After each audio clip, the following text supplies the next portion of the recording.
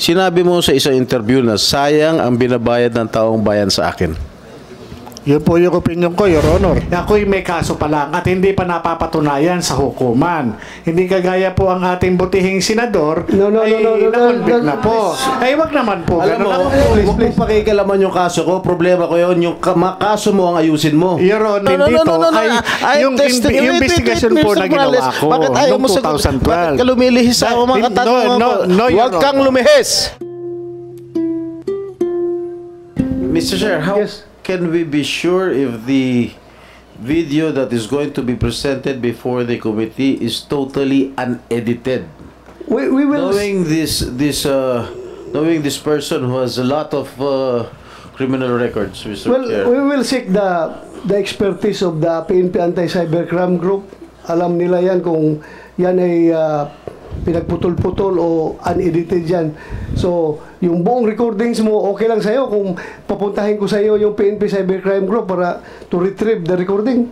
If it's okay with you. Your Honor, Your Honor, ay parang hindi naman po maganda yung sinasabi ni ni Senator Jinggoy Estrada patungkol sa akin. Para namang ako talagang hinuhusugahan.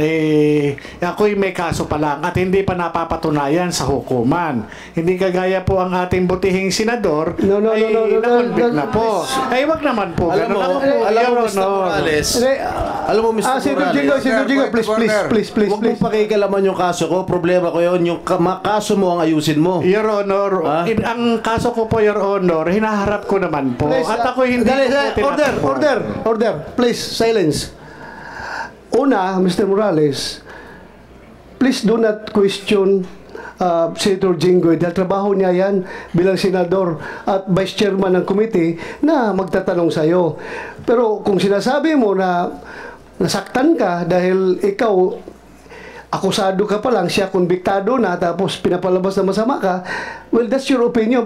Please, kasi insulting yan on the part of this committee. Hindi lang sa person ni Senator Jinggoy, pati ako as chairman, para bang harap-harapan, pinapahiya mo yung committee.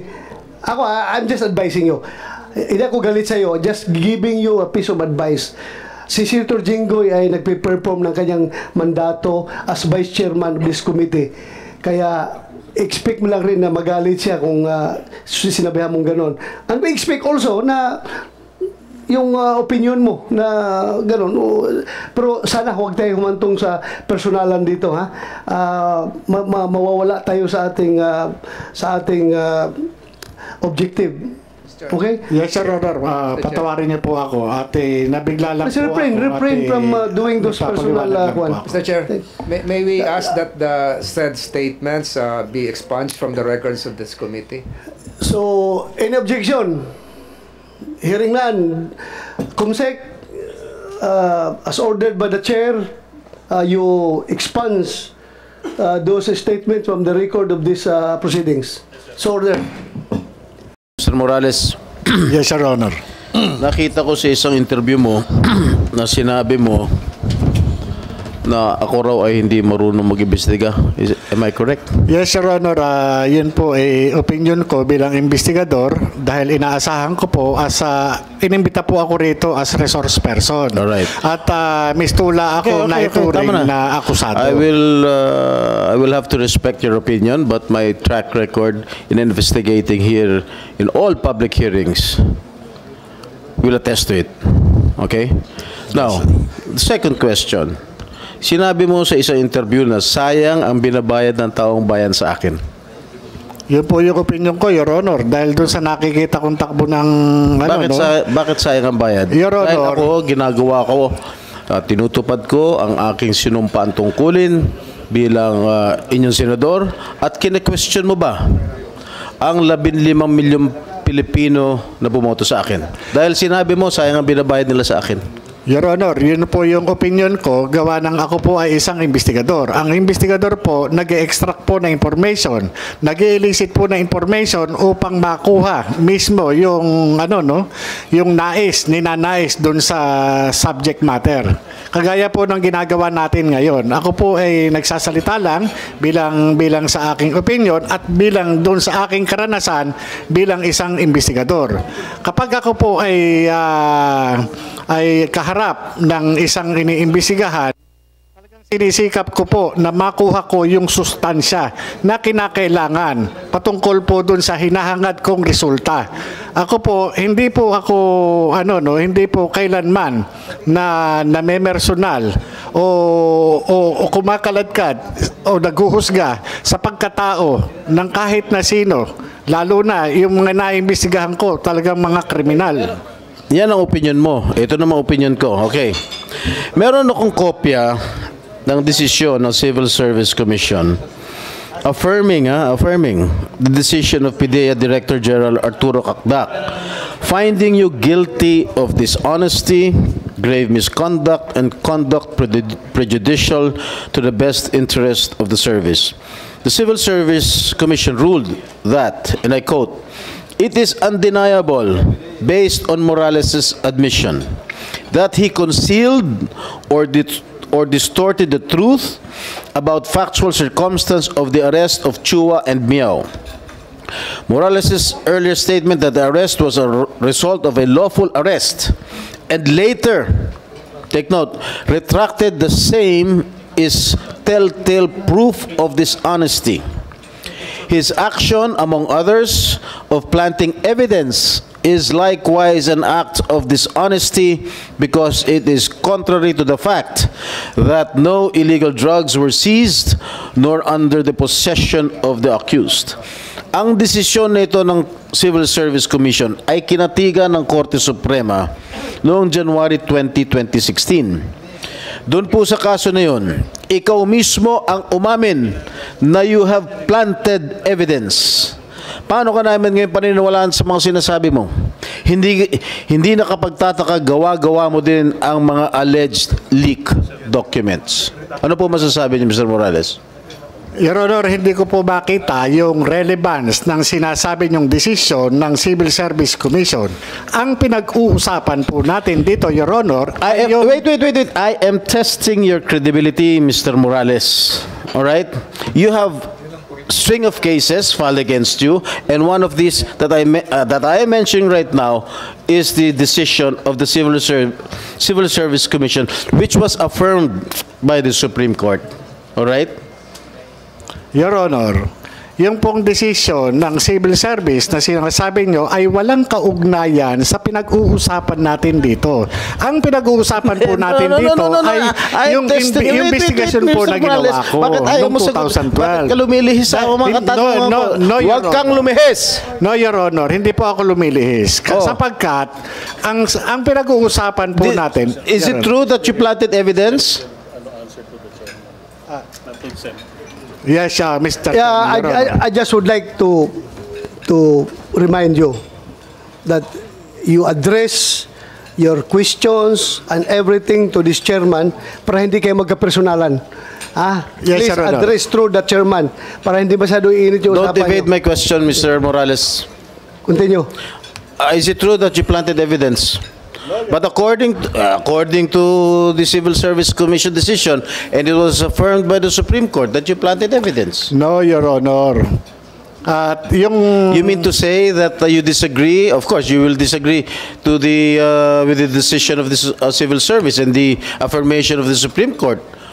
How can you disagree with the No, Your decision of the Honor, Supreme hindi Court? po yan yung istorya, Your Honor. At ito, Your Honor, yung sinasabi nyo to discredit my credibility, Your Honor. Ang pinag-uusapan dito, ang issue, Your Honor, is yung pagiging investigador ko. Hindi po ako akusado, Your Honor. Mr. Chairman. I am not discrediting your... I am testing your credibility.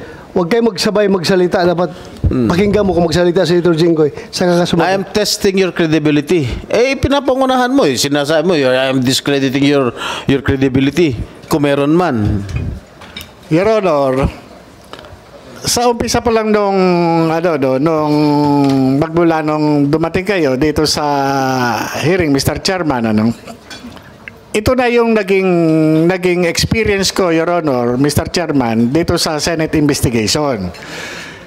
Ang ipinunta ko po rito is resource person po ako para dito sa PIDEA Leaks. Dahil ang pinag-uusapan po dito ay yung paglabas ng dokumento dun sa PIDEA. At ako po, Your Honor, investigador lang po ako. Hindi ako akusado, Mr. Chairman, para i-test yung aking credibility. Nakapako lamang po ang aking kaalaman patungkol po dun sa ipinalabas ng vlogger na si Maharlika, patungkol po dito dun sa mga confidential documents, classified documents. Doon lang po ako. Ngayon, kung ang butihing senador, Your Honor, ay ang gagawin sa akin ay atakihin ang aking personalidad, wala pong kinalaman ito doon sa mga classified documents na ginawa noong 2012. Ang tanging participation ko lamang po at nalalaman ay yun lamang po nangyari ng 2012. Matapos na pumunta yung confidential informant sa Intelligence and Investigation Service. Ngayon, kung ito dinadanas ko ngayon na talagang sinisira yung aking pagkatao, hindi kaya ito ay may kinalaman doon sa ngayon presidente ng Pilipinas na naroon mismo doon sa dokumento na nagkataon na ako ay nag-imbestiga noong 2012. Mr. Chair, Yes, go ahead, ang Senator Jinggoy. sinasabi nitong resource person natin na dinidiscredit ko yung kanyang credibilidad. I am just reading all his cases filed against him. Okay? Inuulit ko lang. Okay? Pinapangunahan mo kaagad ako. Sinasabi mo, didiscredit ko agad yung credibilidad mo. All right now. Yung sinasabi mong nawawalan dokumento, tinanong kita last hearing, where are these documents? Sinasabi mo wala. Tinanong pa kita kung sino yung confidential informant mo, sinasabi mong hindi mo kilala. Anong klase kang resource person? Wala kang mga ebidensya. Oh, Your Honor. Ikaw ba paniniwalaan ka namin dito? Your Honor, Mr. Chairman. Ganyan ang mga sinasagot mo. Your Honor, Mr. Chairman.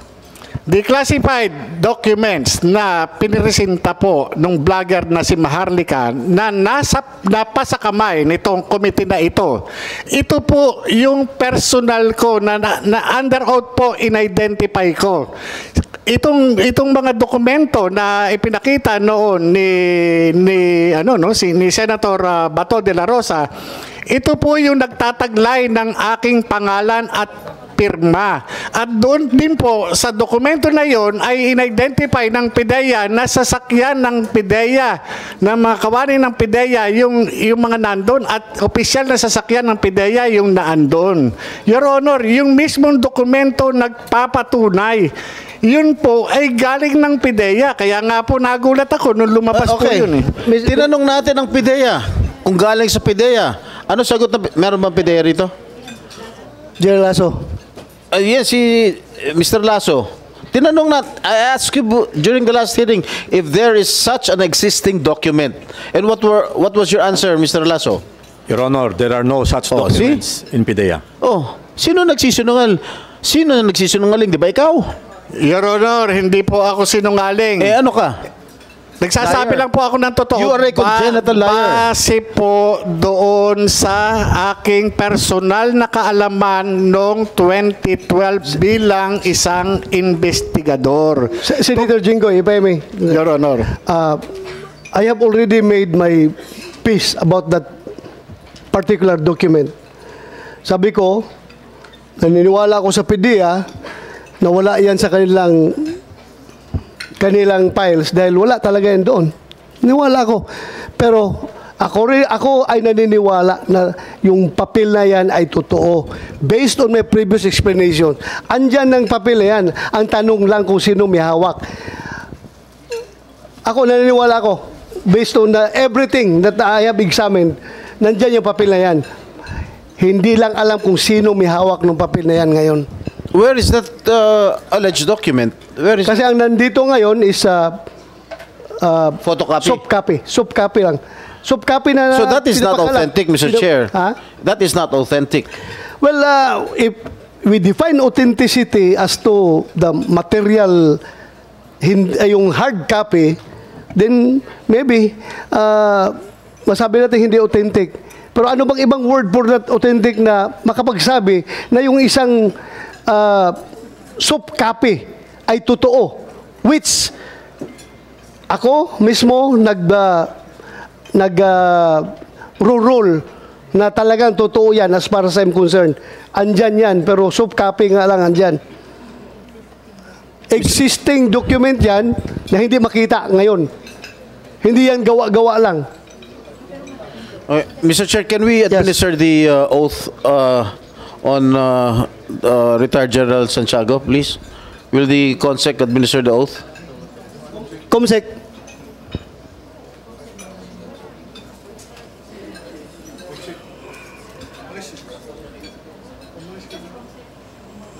Comsec.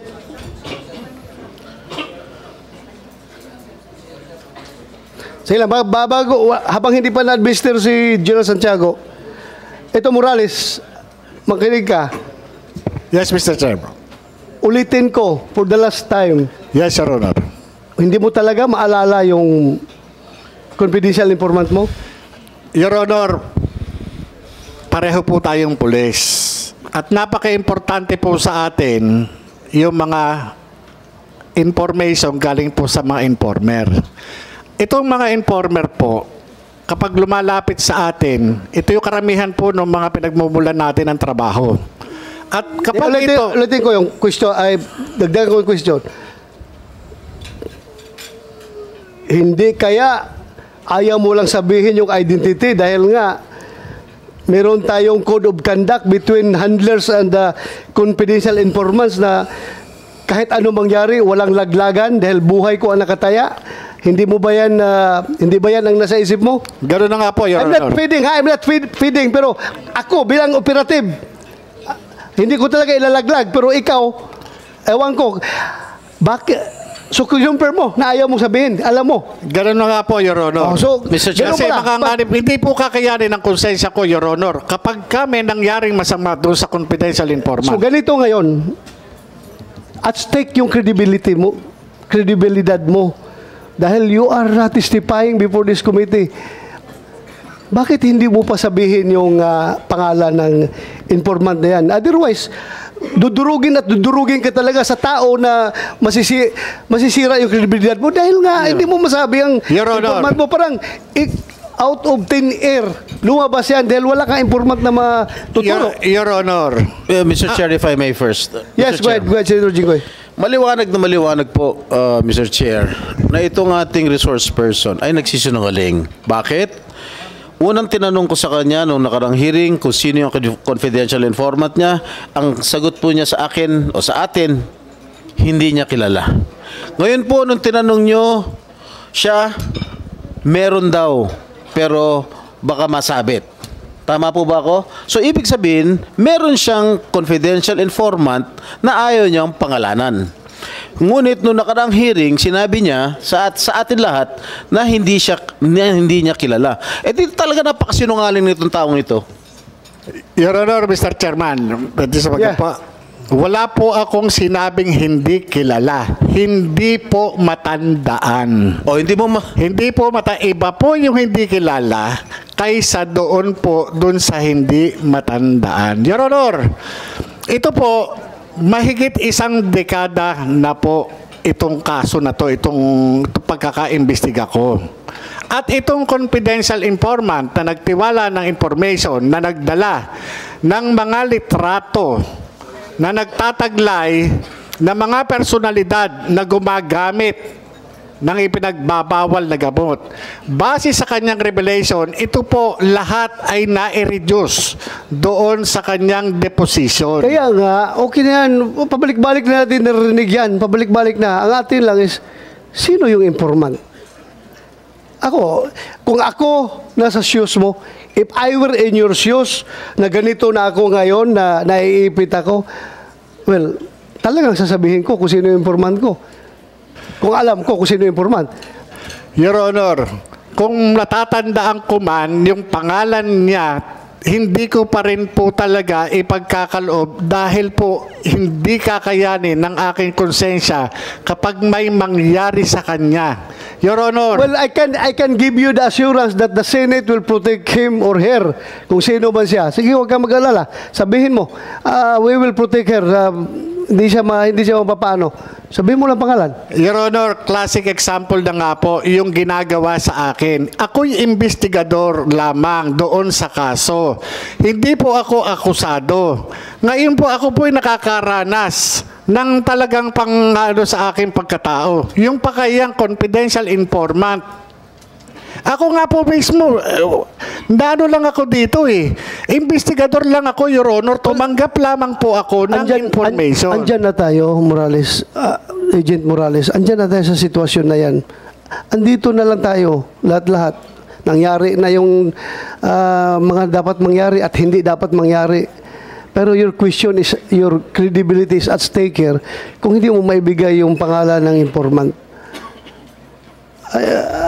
I am giving you a piece of advice. Sabihin mo na lang yung pangalan ng informant mo para hindi na masabi na gawa-gawa mo lang yan. Your Honor, hindi ko po hawak ang inyong pag-iisip. Ako po'y nandito dahil doon po sa paglabas ng dokumento na inilabas ng vlogger. Ako po ay sumulat sa PIDEA para magkaroon ng investigasyon upang patotohanan na wala akong kinalaman sa paglabas. At sabihin sa kanila na itong dokumento na ito ay ako yung nag-imbestiga. Tungkol po dito, ako po yung nag-imbestiga. Ngayon po, patungkol po dyan sa confidential informant na yan, ay patawarin niyo po ako. Kasi po, ito po yung hindi po kakayanin ng konsensya ko kapag may mangyari doon sa confidential informant na mahigit isang dekada na po na hindi ko siya nakita. Okay, ito may nakarating sa akin information galing from other former PDEA agents. Ayaw lang niyang humarap dito sa hearing. Sabi niya, alam daw niya yan dahil sila daw nakahuli nung informant na yan. Ako, just what I received, isi-share ko lang sa'yo. Ang pangalan ng confidential informant na yan na naglaglag dyan kay Marcel Soriano ay yung anak-anakan daw ni Marcel Soriano na ang pangalan ay Ian. Ngayon, yung Ian na yan, patay na. Patay na. So, ang hirap nito mag-trace kung sino yung mga tao na binanggit. Dahil puro patay na yung mga nagbanggit. Yung Ian na yan ay dating trabahante doon sa... Again, alam ko, lumabas rin ito sa vlog ni Maharlika, pero direkta pumunta sa akin yung agent, yung former PDEA agent, nagsabi sa akin. Pero I'm not taking his statement hook, line, and sinker. Kaya sinare ko lang sa'yo na iyan daw yung hinahuli na naglaglag dyan sa activities sa kundo ni Marcel Soriano. That's fair information. Hindi ako naniniwala. Kaya sinare ko lang sa committee na ito para for you to evaluate. Mr. Chair, Senator Jinggoy. Unless he names unless he remembers the name of his confidential informant, in my opinion, his credibility is zero.